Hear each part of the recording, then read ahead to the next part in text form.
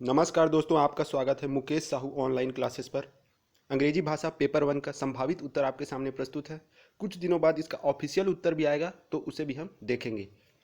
Fundamental to the whole problem is health, because fit people have the energy and inclination to take on bold enterprises.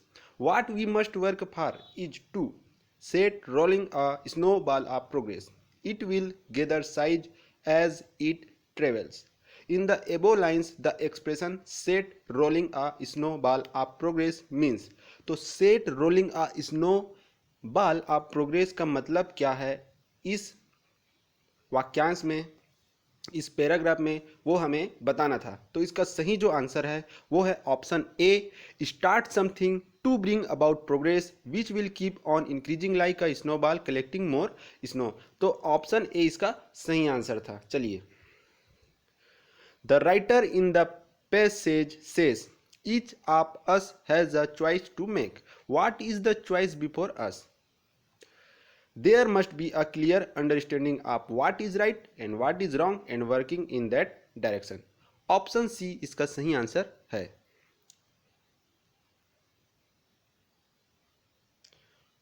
63. Which of the following is possibly the most appropriate title for the passage? तो the arithmetic of health, option D is right, may be right. Okay. As the food production of the world increases, so will the available energy of mankind grow greater. This will lead to a higher production still of food and other things. In the above sentence, the underlined lead to is. तो जो lead to जो शब्द है वो क्या है ये बताना था। Class, infinitive, past participle, phrasal verb. तो ये जो था वो था option D, phrasal verb. 65. There will be less tension in the world because there will no longer be such great differences between the have and have not nation. तो what does the have and have not nation mean in the above line? The have और have not nation का क्या मतलब है इस वाक्य में? तो the rich and poor nations, option A इसका सही आंसर है। 67 देखते हैं। Our world is hungry world but it does not have to be. It is a sick world but it does not have to be. It is an impoverished world but it does not have to be. The word in italic impoverished is used as. तो ये किस तरह से use हुआ है? इम्पोराइज्ड ये use हुआ है एडवर्ब की तरह। ऑप्शन सी इसका सही आंसर है। इम्पोराइज्ड एडवर्ब की तरह यूज किया गया है। 66. What is wrong with the world? तो इसका सही आंसर जो होगा 66 का सही आंसर होना चाहिए option D, health and poverty are the major challenges of the world today. 68. Which of the flowing statement is not true in the context of the passage? जो पैसेज दिया गया था उससे संबंधित यहाँ पे कुछ सेंटेंस दिए हैं, तो कौन सा गलत है ये बताना है। तो the more amount of money we spend on war the more constructive result we get, ये गलत है। Option C not true, option C is not true. अगला एक और पैसेज आया है और उसके बाद उसका प्रश्न। The writer of this comic have rightly realized escapist impulses of young readers and their themes invariably idle with this impulse. The underlined word escapist is a. तो escapist क्या है? Noun, interjection, adverb, pronoun. तो यहाँ पर escapist है adverb, option C.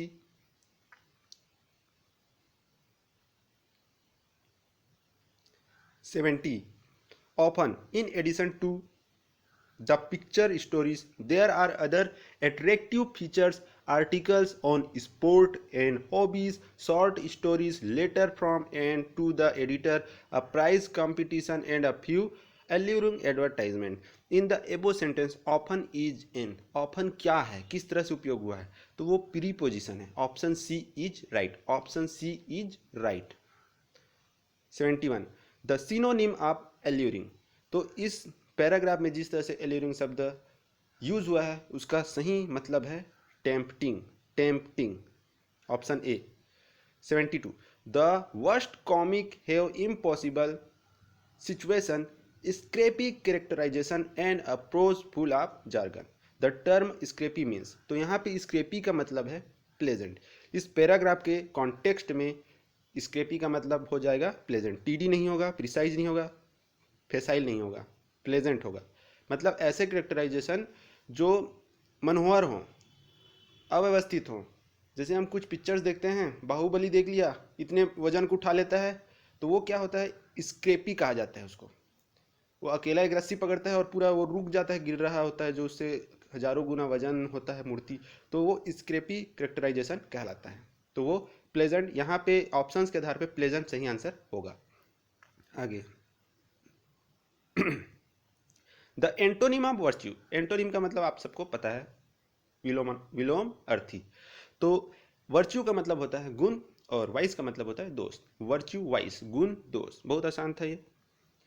To forbid mean, तो to forbid passage के आधार पर इसका मतलब हुआ to prohibit, to prohibit. Option C सही होगा. The worst comics have impossible situation mean that they are unrealistic, instructive, rational, both B and C. इसका सही आंसर होगा both B and C.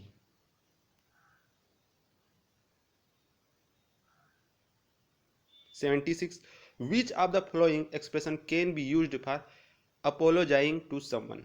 Option D, I am sorry. Option D सही answer है. Indenting and punctuation are the sub-skill of listening skill, speaking skill, reading skill, writing skill. तो जो punctuation है और indenting है ये रीडिंग स्किल होता है.